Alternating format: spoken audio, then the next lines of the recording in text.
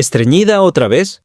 Si pasan días sin ir al baño, tu cuerpo está saturado y tu intestino te está pidiendo ayuda. Solo necesitas 3 rodajas de papaya madura y 200 ml de agua. Licúalo todo y tómalo en ayunas, durante 7 días seguidos. La papaya tiene papaína, una enzima natural que ayuda a desinflamar, suaviza el tránsito intestinal y estimula la digestión. Además, su fibra y contenido de agua activan tu sistema sin causar cólicos ni malestar. No necesitas laxantes agresivos ni remedios costosos.